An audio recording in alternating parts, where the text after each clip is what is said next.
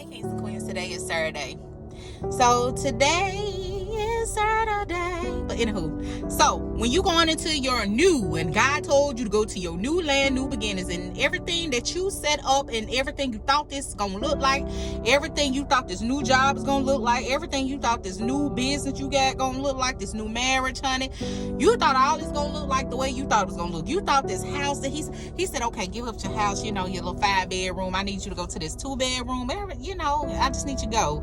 You already been talking about your money fund. I need you to go to. You like, ooh, okay. Then you go to the little house, the 2-bedroom house. Say little house.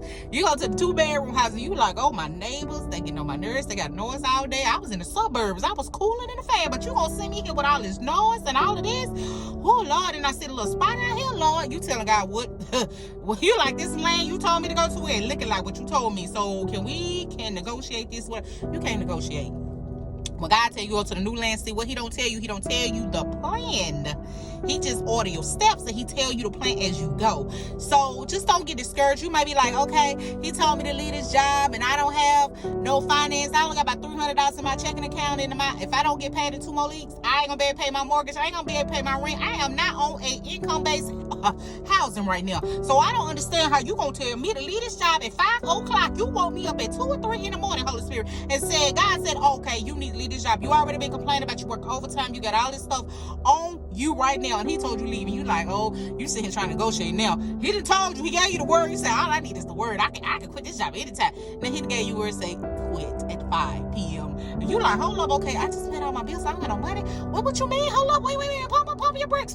You can't pump your brakes. See, when the word come out, you been asking, you been praying. You said, Lord, I'm tired of they stressing me out, my bills. I'm in debt. I'm tired of all this. I'm tired of these people. I just need some peace. And then he give you the peace. He get you.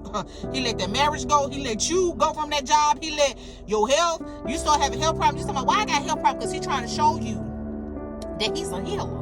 He trying to show you that he can restore everything you lost. He trying to show you that he can cancel every curse over your life. He trying to show you the blood still works. He trying to show you that the new beginning, he told you that you was going to the new land. It may not look like how you thought it was going to be. You may not think you got a blessing at the end of the tunnel, but you don't understand the blessing that you got at the end of the tunnel.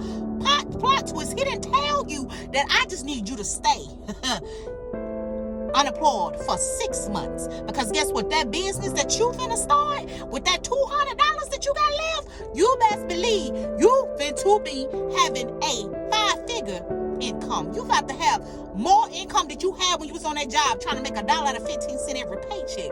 You're gonna have more than what you thought you was worth, because when you, the God I am, your Father, your Creator, the Jesus that's inside of you, baby, I got the plans for your life. I knew you when you was in your mother's womb, before you was even in there, before you even came through the bloodline, baby. I already knew who you was and what you was gonna be. Now what we doing?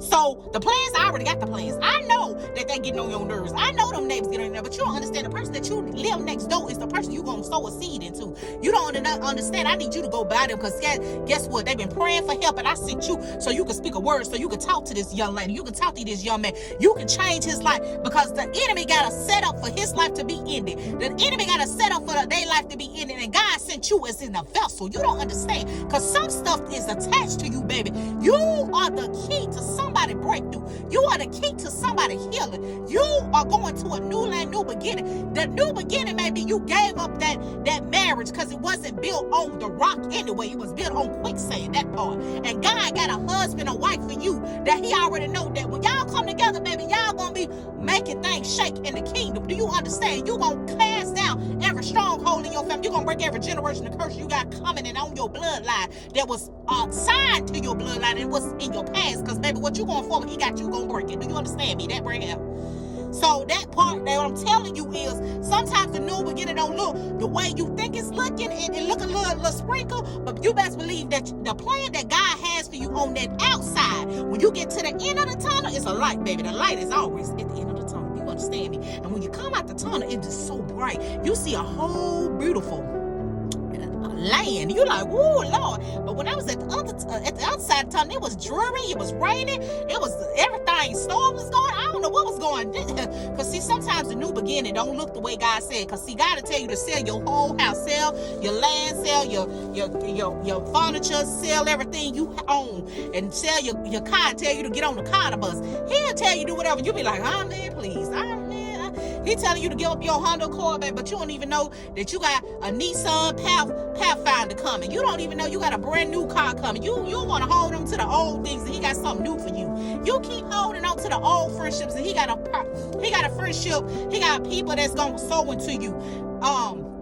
Spiritually, people that gonna sow into you and be in there supporting you. You have a family that you never had, but you're trying to hold on to these broken relationships, these unhealthy soul ties, these trauma bonds with family members, with people that you assigned yourself to attach it to, because God didn't attach them to you. And sometimes when he did put them in there, it was just a season for your learning and your training, so you can keep it moving, so you can be able to be the warrior that he has inside of you, kings and queens. So sometimes you gotta say, you know what, this is my new beginning. He told me I'm going to a new land. He said that he gonna provide all I need according to his riches. Do you understand? According to his will. So I know if God told me to give up this marriage, I know if God told me to give up this job, I know if God told me to give up this car, I know if God told me to give up this furniture, I know if God told me to move here, I know it's a plan for me there. I know it's a plan for me there. The plan may be for me to get something, may be blessed, but the plan may be something to me being a blessing to somebody else. Don't always think that sometimes you going to a new beginning, it's a tangible thing that you're going to get materialistic stuff. Sometimes you may be the blessing to open the door for somebody else. And that's the best thing, that God chose you to do that. So this season, walk into your new beginning, your new land of milk and honey. Whatever it looks like, it may look like you got giants in the land. You got all this stuff that's bigger than you, and you look like a little ant. But you best believe, baby, you a little ant. You can move mountains. Do you understand? When you work together with the Lord that you serve, the Jesus Christ, right there, Holy Spirit. Do you understand? The Trinity. Do you understand? You got a whole army of angels. Do you understand? You gonna move forward just like them ants. You know how the ants get together and they be in a column? But see that when you got Jesus Christ sitting, you got God right there. That right there is that right there. You don't need all the extra, because you got that right there. You gonna move mountains with him. That right there. You gonna be on the rock. You gonna be okay. Leave a job, he say, leave it. It's just $200 in your bank account. Walk on faith.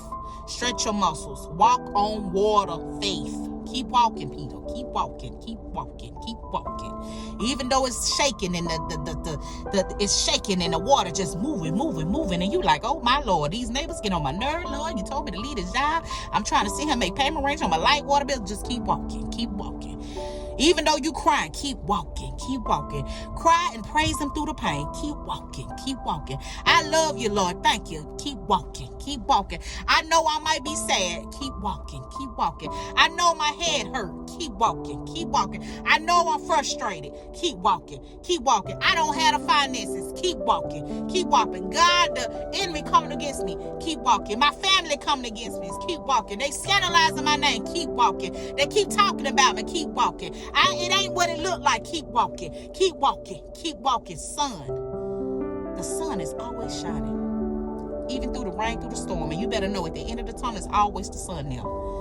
Jesus is there. You always see a rainbow at the end of the rain. Do you understand me? So you keep walking. I'm going to give you testimony time. I'm telling you. So today I was feeling all of my feelings. I told you yesterday I was so happy that God removed some stuff that was wearing me down. Furniture that old furniture had to get rid of. He told me to get rid of it. I got rid of it.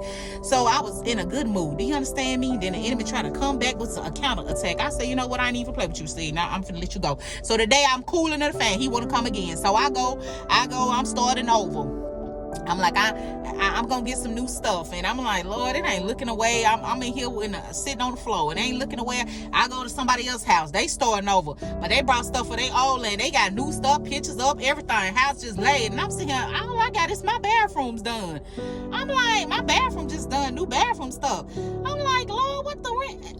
This don't look like that. So I got in my feelings. I feeling sad. So then Holy Spirit had to tap me on my little shoulder, say, hey, you remember that time when you went out into the world and you didn't have no furniture, you had your little 250 and you got yourself stuff, you got this and this, and you made it. And then every time I kept replacing everything, God was like, I kept replacing every time you got a new thing. I got people to give you stuff. I got you have finances to get it. He had to take me back to my old way, a memory, to show me how he always made a way out of no way.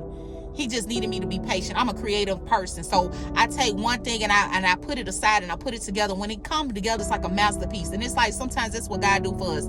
He put us back together again when we are broken, when we thinking that we don't have everything. He put us back on a pot of wheels and put us back together the way we're supposed to be made.